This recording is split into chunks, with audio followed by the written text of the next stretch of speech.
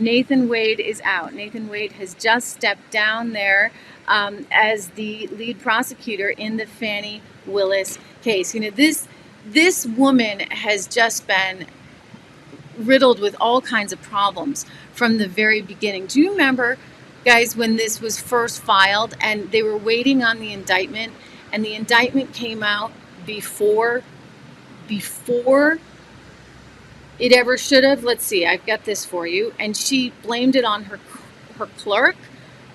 And I'm like, okay, we just think through this here. You got this Fani Willis. She's going in on the RICO charge, right? Because that's her only way in, which, by the way, the charges were just thrown out. We'll see if they're amended, etc. She goes in on the RICO charge, and she's having a thing with this guy. She was having a thing with this guy. She hires him for some crazy amount of money. It's like, really, frankly, I think more than most prosecutors in Fulton County actually make. So he's getting paid like $2,000 plus an hour, and he's her boyfriend.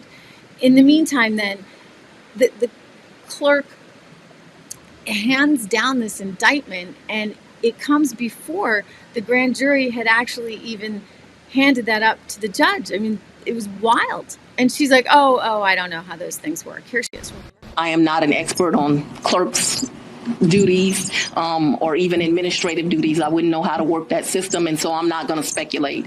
Next question. Okay, yeah, I wouldn't know what to speculate. It's just the clerk's fault. And then the clerk issued the big apology. So that was sort of faux pas number one. The biggie was hiring the boyfriend and going on all those cruises with the boyfriend as he took in more and more money. But, you know, she's like, oh, that's no big deal. I'm allowed to do that. I paid him back with cash, right? And that's perfectly fine since I paid him back with cash. I just found that incredible. It is a major conflict of interest. And yet this judge, McAfee, doesn't have the guts, apparently, to really confront it. David making a good point. That I didn't know if this, I guess it's an elected position. This judge in our chat, David saying that, you know what, it's because he wants to get elected again. So he's trying to play it both ways. Well, that's a shame. Here's the father. Good morning, Counsel. When your daughter moved or left the house that she owned, did she say anything to you about having a large savings of cash? Oh, no, See, maybe, excuse me, and Your Honor, I'm not trying to be racist, okay?